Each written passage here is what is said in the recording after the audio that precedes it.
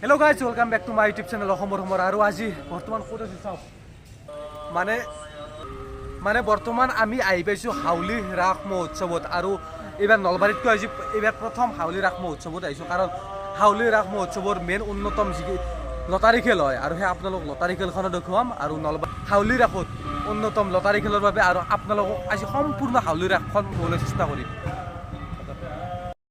আৰু এতিয়া আছো বম মানে বহুত গাড়ী সন্মুখত পাছফালে আছো অডি থাৰ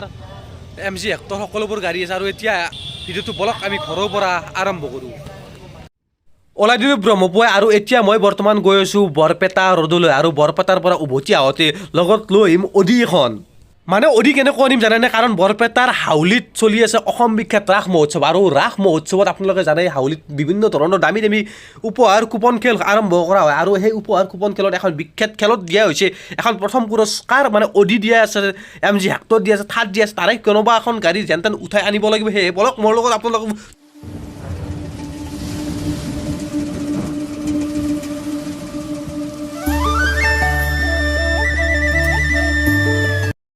আৰু বৰ্তমান এটা খুব ধুনীয়া ঠাইত আছোঁ নামখিনি নাজানো কিন্তু বৰপেটা হাউলি ৰোডত হয় আৰু হাউলি ৰাসত সোমোৱাৰ আগতে এবাৰ বৰপেটা ৰোডৰ পৰা আহিব লাগিব কাম এটা আছে আৰু পুৰা জেকেট টেকেট পিন্ধিছোঁ কাৰণ বহুত ঠাণ্ডা ৰাতিপুৱা আহিছোঁ না 6টা বজাতে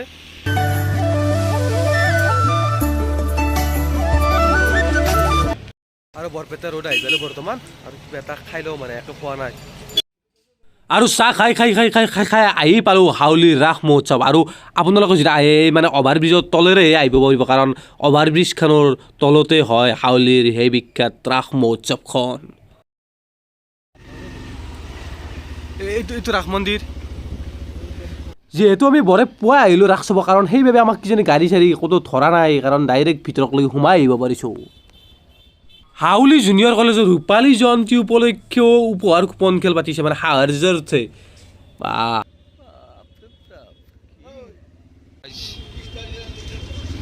খেলা কিমান হয় আৰু এইখন হৈছে মানে মেইন খেলাখন আৰু য'ত অডি চডি থাকিব মানে একদম দামী কাঠ থাকিব উপহাৰ আৰু মানে সৰু ডাঙৰ আপোনালোকে চাব 10-12খনমান খেলা হয় ইয়াত কিন্তু আজি প্ৰণৱ আৰু মই আহিছোঁ আহিছোঁ ৰাস চাব কেনে লাগছি আৰু আগফালে সন্মুখৰ ফালে চাওক আৰু এইটো হাউলিৰ মূল ৰাস মন্দিৰ আৰু ইয়াৰ পৰা হাউলি ৰাসৰ মোৰ মৃন্ময় মূৰ্তি আৰম্ভ হয় আৰু চাওক সকলোবোৰ আপোনালোকে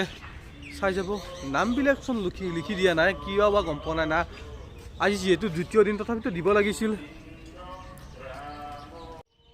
আৰু এক কৃষ্ণ জন্মৰ আৰিত আৰু এইফালে শ্ৰীকৃষ্ণ 10টা ৰূপ দেখুওৱা হৈছে আৰু এইটো হৈছে নৰসিংহ আৰু এইফালে হৈছে বৰাহ মানে পূৰা বিভিন্ন 10টা ৰূপ আপোনালোকক পূৰা দেখুওৱা হৈছে এই মৃন্ময় মূৰ্তিৰ জৰিয়তে আৰু আপোনালোকে যদি মূল গেটেৰে আপোনালোকে সোমাই এনেকৈ সন্মুখতে দেখা পাব এটা খুব ধুনীয়াকৈ বনোৱা কাৰ্যালয় আৰু কাৰ্যালয়টোৰ ঠিক বাওঁফালে এখন খুব ধুনীয়াকৈ তুলিছে মঞ্চ আৰু এই মঞ্চখনত মানে বিভিন্ন ধৰণৰ প্ৰগ্ৰেম হ'ব আৰু বহুতে মিটিং কৰিব আৰু এইটো হৈছে মূল মানে ৰাস মন্দিৰটো চাই লওক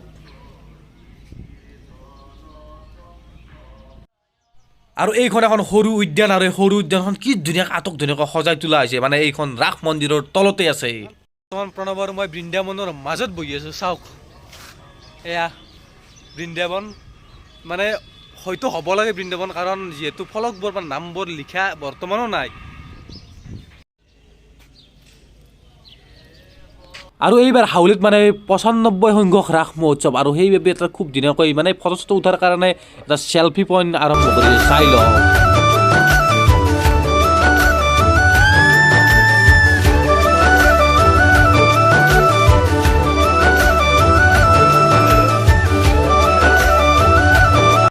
আৰু এইটো এটা মানে সাপৰ আৰ্হিত বনোৱা মঞ্চই হ'ব চাগে কাৰণ বহুত ডাঙৰ কিন্তু মুখখন আৰু চাই লওক পূৰা ধুনীয়াকৈ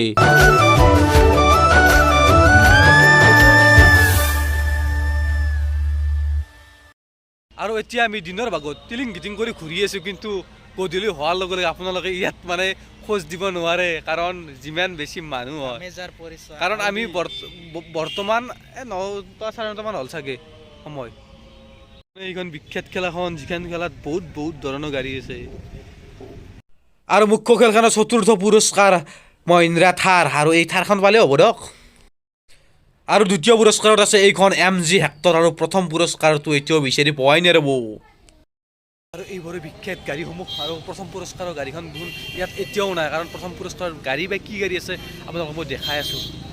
আৰু অৱশেষত বিচাৰি বিচাৰি পাই গ'লোঁ হাউলি ৰাস মহোৎসৱৰ মুখ্য আকৰ্ষণ অডি A4, আৰু এইখনৰ মূল্যটো হৈছে প্ৰায় 43,50,000 পৰা 50 লাখ পৰ্যন্ত। বিচাৰি বিচাৰি পাই গ'লোঁ, আৰু এইখন এই অডিখন অলপ এইবাৰৰ বিশেষ আকৰ্ষণ প্ৰথম পুৰস্কাৰ। মানে ইয়াৰ লটাৰী খেল মানে বহুত কেইখন হয়, মানে 10খনমান লটাৰী খেল হয়, আৰু প্ৰত্যেকখনৰে লটাৰী খেলৰ টিকেট প্ৰণৱে মানে এটা এটাকৈ মানে কিনি আছে। আৰু এয়া প্ৰণৱে অন্য এখন খেলৰ মানে টিকেট লৈ ল'লে, কাৰণ অডিৰ টিকেট এতিয়াও দিয়াই নাই। কাটে নেকি?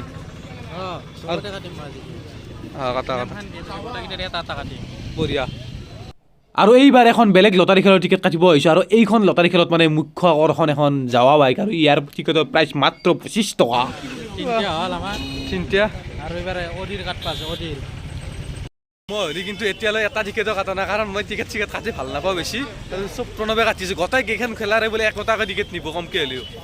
ইমান তিনিখন খেলত তিনিটা টিকেট কাটিলে আৰু আছে, আৰু মেইন খেলাখনৰ মানে টিকেটটো পোৱা নাই, মানে অডিৰ টিকেটটো পোৱা নাই, কাৰণ অডিখন এইবাৰ আমিয়ে নিম। 10টা কাটিম, 10টা অডিত 10টা, তাৰমানে এইবিলাক আমি কিবা এখন নিমেই, অডি হ'লেও বা থাৰখন পালেও হ'ব আমাৰ। কিবা এটা আমি নিবি আহিম আৰু গোটেইকেইখন গেমৰ পৰা কাটিছোঁ। পূৰা বাণিজ্য মেলাৰ ভিতৰত প্ৰৱেশ কৰিব যাই আছোঁ, কাৰণ বাণিজ্য মেলা মেইন যিকোনো ৰাস হওক পূজা হওক যিকোনো হেৰিত। আৰু এইবাৰ মানে এইখন ফিল্ডত যাওঁ বলক, আৰু ইয়াত আছে মীনা বজাৰ, গ্ৰন্থমেলা, সকলো ধৰণৰ আছে, মানে বিভিন্ন ধৰণৰ আইটেমৰ দোকান আছে ইয়াত। আৰু এইটো গ্ৰন্থমেলা বিভাগ। আৰু ঘূৰি ঘূৰি মোটামুটি ভাগৰ লাগি গৈছে, আৰু এনেকৈ সোমাই যাই কিনে গোটেই মীনা বজাৰখন চাই কিনে ওলাই যাই আছোঁ। বেলেগ চাই চাব নাজানে, কিন্তু এই বস্তুটোত কিন্তু মানুহ বহুত হৈ যায়, সৰু ডাঙৰ ল'ৰা ছোৱালী মানে বহুত বেছি মানুহ হয় এইটো বস্তুত। আৰু এনেকৈ ওপৰত উঠি যাই ওপৰত পূৰা ষ্টপেজ আছে। এই নৰা এইগিলা গাড়ী ৰছী বান্ধি আনা গাড়ী, আৰু এইগিলা গাড়ী।